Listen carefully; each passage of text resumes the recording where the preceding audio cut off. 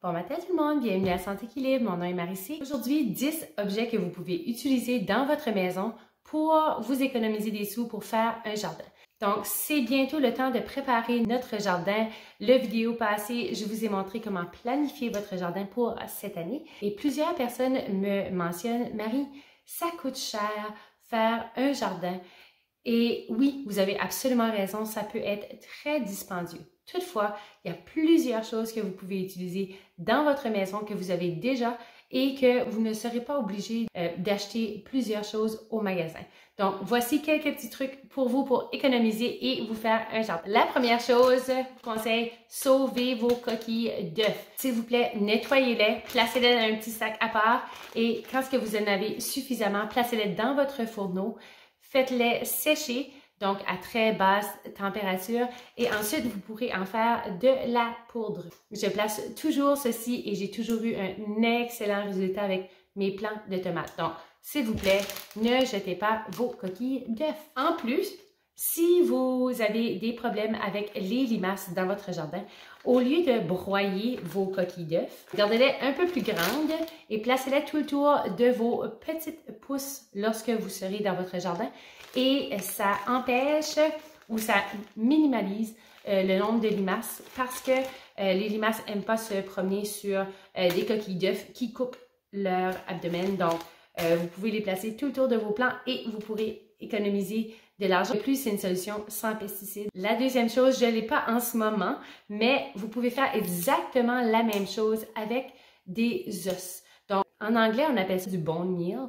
C'est très important d'avoir du bone meal pour nos plantes. Vous avez une poule ou peu importe, vous faites du bouillon après avec vos os. Les os qui restent, gardez-les. Assurez-vous qu'il n'y a pas de viande sur les os. Faites-les sécher.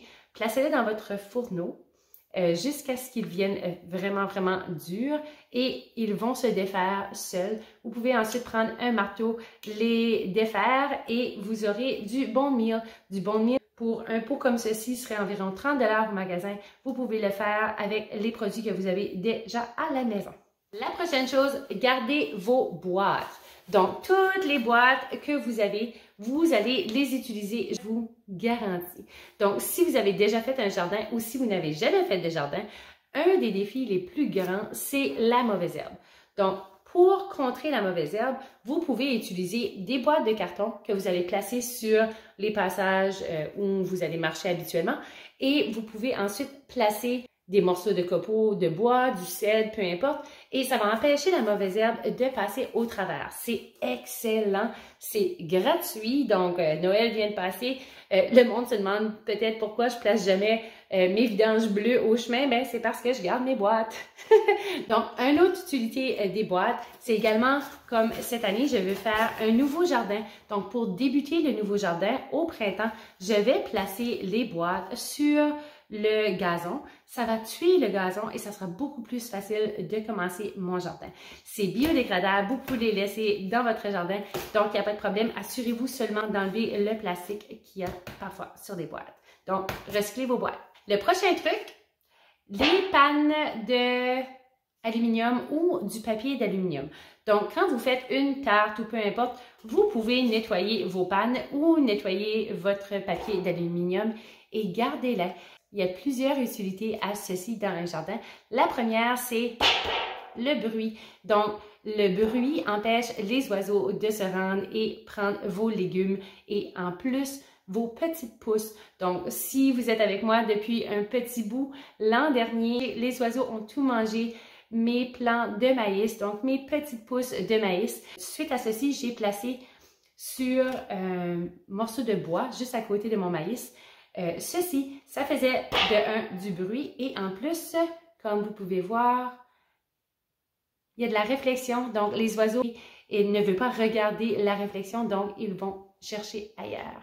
Donc, gardez ceci, c'est très utile dans un jardin. Ensuite, au courant de l'année, vous avez des fêtes et des fêtes d'enfants ou des réceptions, etc. Et souvent, on va acheter des fourchettes de plastique ou des couteaux ou des cuillères de plastique.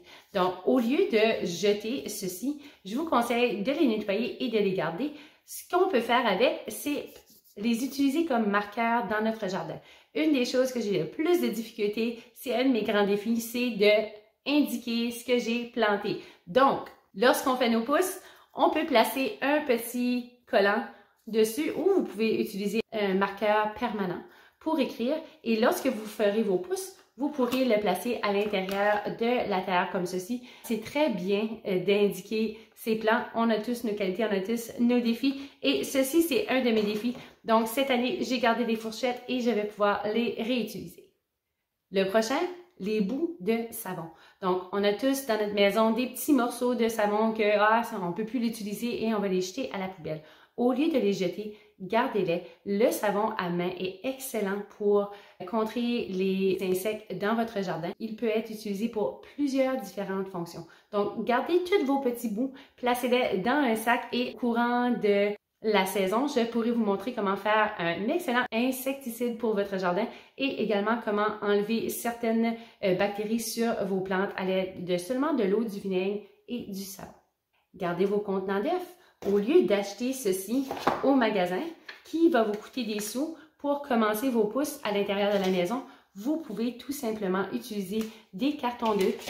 Vous allez placer votre terre à l'intérieur. Vous avez 36 contenant juste ici, qui est en plus biodégradable. Je vais vous montrer comment faire dans un futur vidéo. Si vous ne mangez pas d'œufs, vous utilisez certainement du papier de toilette. Donc, vous pouvez aussi également garder les rouleaux de papier de toilette, vous le pliez au bas comme ceci et ça vous fait un petit contenant.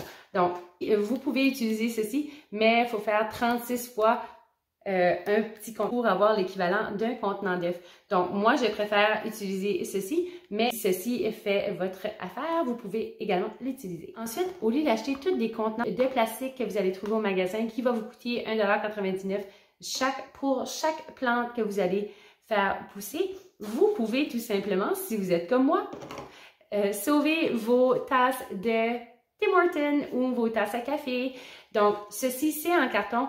Je les rince très bien, je les nettoie et ensuite, je fais quelques petits trous à la base et lorsque ça sera le temps de transplanter du petit contenant à un plus gros contenant, j'aurai des contenants que je peux utiliser. Certaines personnes utilisent les solo-cups, donc les verres de plastique rouge ou blanc. Vous pouvez utiliser ça aussi, sauf que c'est en plastique. Il faut en acheter. Et ceci, je jette déjà mon café, donc je garde mes tasses. Je vous conseille de garder du papier journal. Donc, le papier journal peut être utilisé pour faire des belles boîtes, des beaux contenants pour transplanter vos pousses. Donc, à partir de ceci ou de ceci, si vous avez besoin d'un plus grand contenant, vous pouvez utiliser du papier journal. Je pourrais faire une vidéo pour vous montrer comment le plier. En ce moment, je n'ai pas de papier journaux avec moi. Donc, voici quelques petits trucs que vous pouvez utiliser à la maison qui ne vous coûtera absolument rien, que vous pouvez utiliser dans votre jardin.